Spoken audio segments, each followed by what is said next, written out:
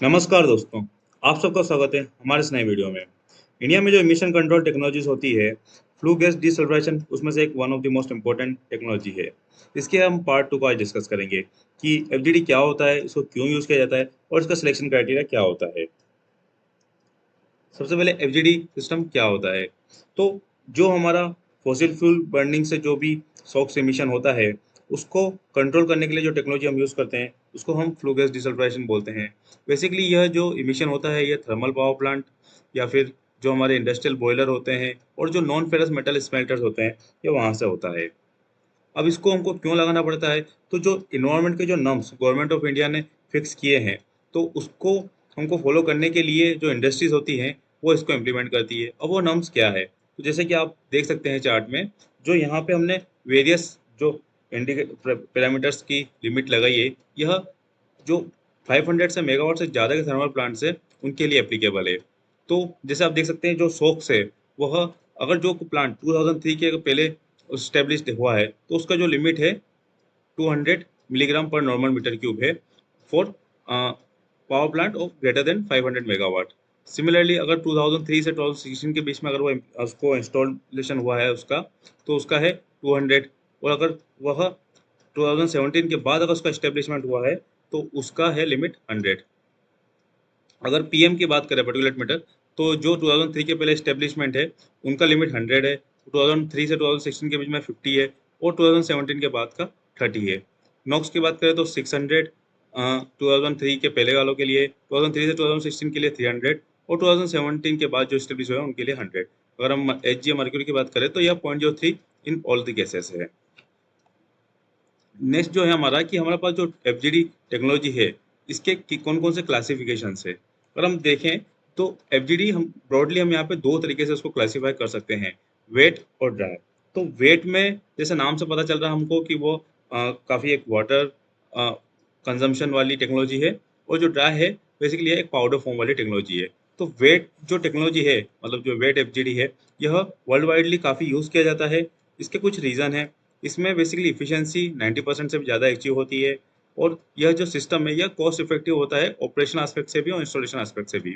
अब इसमें प्रोसेस ये ऐसी होती है कि जो एक स्क्रबिंग का मतलब ये होता है क्लीनिंग करने का। जैसे कि हम हमारे अगर इंडिविजुअल हेल्थ केयर में भी हम स्क्रबर्स यूज़ करते हैं फेस क्लीनिंग वगैरह के लिए, तो उस मतलब क्लीनिंग करना है, तो यहाँ पे स्क्रबिंग स्लरी यूज़ करते हैं लाइमस्टोन की।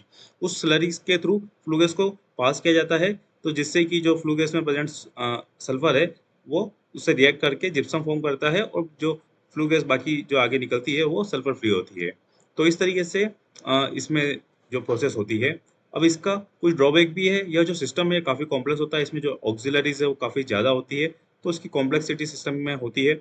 और सेकंड जो है कि ये काफ़ी वाटर कंजम्पशन वाली टेक्नोलॉजी है, मतलब इसमें वाटर की अवेलेबिलिटी काफ़ी ज़्यादा होनी चाहिए, तब जाके यह हमारे लिए अच्छे से सल्फर को रिमूव कर पाती है।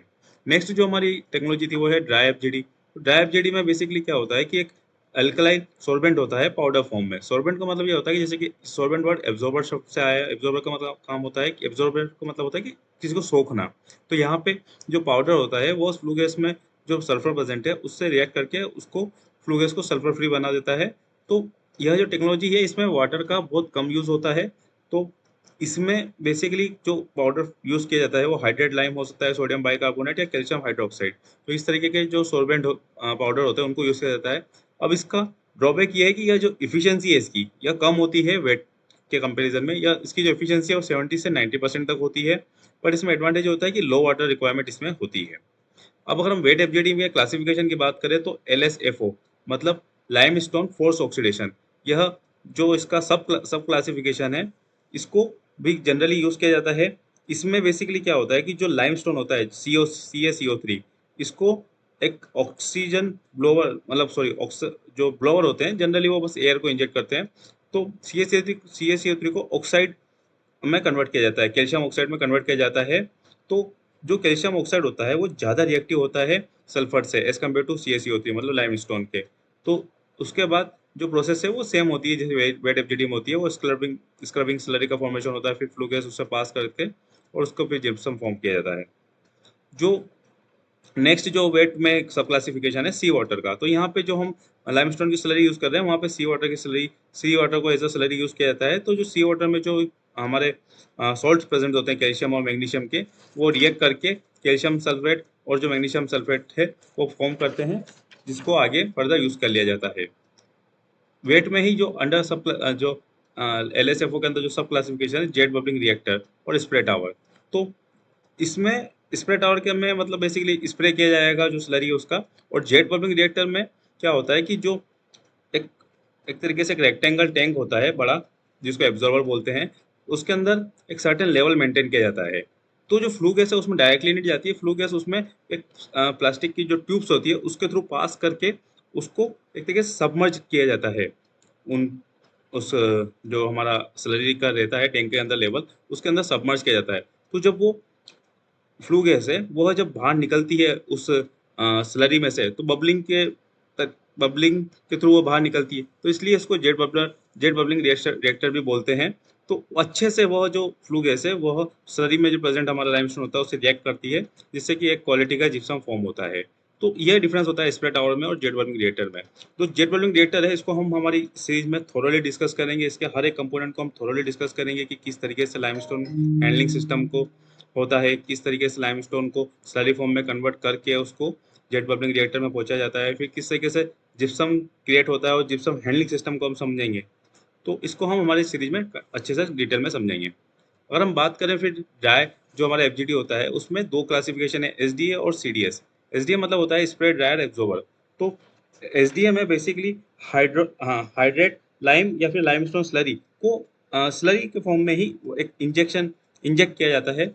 उसके बाद बस इतना इसमें ये इतना डिफरेंस होता है कि एक लाइट स्लरी बनाया जाता है, उसके बाद वो सेम जो प्रोसेस है वो सेम होती है, जो फ्लू गैस से रिएक्शन और सल्फर फ्री जो फ्लू गैस फॉर्मेशन होता है। और जो सीडीएस होता है हमारा मतलब सर्कुलेटिंग ड्राई स्क्रबर, इसमें जो हम पाउडर यूज करते हैं कैल्शियम हाइड्रोक्साइड, इसको आफ्टर द रिएक्शन मतलब जब फ्लू गैस से रिएक्शन हो जाती है उसके बाद इसको अगेन रीजनरेट करके इसको रिसाइकल किया जाता है चैम्बर के अंदर वापस, तो इसीलिए इसको सर्कुलेटिंग ड्राई स्क्रबर बोलते हैं। तो ये कुछ एफजीडी की टेक्नोलॉजीज थी जिसको जनरली वर्ल्ड में यूज किया जाता है। इसमें से सबसे ज्यादा तो वेट एफजीडी की टेक्नोलॉजीज को यूज किया जाता है। अब अगर हम इसके सिलेक्शन क्राइटेरिया की बात करें, तो जो सबसे इम्पोर्टेंट हमारा सिलेक्शन क्राइटेरिया वो है स्पेस, कि कितनी स्पेस अवेलेबल है, तो उसके हिसाब से कौन सा टेक्नोलॉजी को यूज करना है वो डिसाइड किया जाता है। सेकंड है एडिशनल पावर कंजम्पशन, कि हमारे पास कितने पावर के लिए हमारे पास स्पेस मार्जिन है, मतलब इन टर्म्स ऑफ बजट हो सकता है, अगर कोई पावर प्लांट है तो उसका एपीसी का रेस्ट्रिक्शन हो सकता है, तो इसके लिए कितना एडिशनल पावर कंजम हम अवॉइड हम मतलब उसको एप्लीकेबल कर सकते हैं, कितना हम उसमें लगा सकते हैं। थर्ड जो हमारा क्राइटेरिया होता है एडिशनल वाटर रिक्वायरमेंट, अगर हमारे पास वाटर का कितना स्पेयर मतलब एडिशनल वाटर रिक्वायरमेंट हमारा होगा, तो उस पर भी हमारा एफजीडी का जो टेक्नोलॉजी है वो डिसाइड होगा कि अगर मान लो वाटर स्कैसिटी एरिया में इंडस्ट्री है तो वहाँ पे वो फिर वेट एफजीडी को इतना सस्टेन नहीं कर पाएंगे, क्योंकि वाटर का रिक्वायरमेंट इसमें काफ़ी ज़्यादा होता है। फोर्थ जो हमारा है लाइमस्टोन सोर्स, मतलब अगर लाइमस्टोन का जो हमारा सप्लाई है वो कंटिन्यूस चाहिए, एक बार अगर एफडीटी चालू होता है तो उसमें लाइमस्टोन का स्लरी कंटिन्यूस होना चाहिए। तो लाइमस्टोन का सोर्स आसपास होना चाहिए या फिर वहाँ से जो सप्लाई चेन है वो स्टेब्लिश होनी चाहिए। तो इस पर भी डिपेंड करता है कि हमारी किस तरह की टेक्नोलॉजी को हमको यूज़ करना है। अगेन नेक्स्ट जो हमारा वो जो प्रोडक्ट फॉर्म हो रहा है जिप्सम, उसका हमारा सप्लाई चेन पूरा थ्रू होना चाहिए, अदरवाइज जिप्सम का जो क्वालिटी है वो डिटोरेट हो जाता है लॉन्ग स्टोरेज से। सिक्स जो है हमारा है वेस्ट वाटर डिस्पोजल का जो ट्रीटमेंट प्रोसेस है उससे डिपेंडेंट। अब हाँ, अभी जिस तरीके से सॉइल और वाटर पोल्यूशन के जो नॉर्म्स है वो हर स्टेट में वेरी करते हैं और स्ट्रिक्ट होते जाते हैं, तो उससे भी डिपेंड करता है कि हमको किस तरह की टेक्नोलॉजी को एफजीडी के लिए यूज़ करना है। तो ये था मेरा वीडियो कि फ्लू गैस डीसल्फ्राइजेशन क्या होता है, इसको क्यों लगाना चाहिए, मतलब क्यों लगाया जा रहा है, और इसका क्या सिलेक्शन क्राइटेरिया होता है, इसमें कौन कौन से इसमें क्लासिफिकेशंस होते हैं। तो आज के लिए इतना ही, थैंक यू।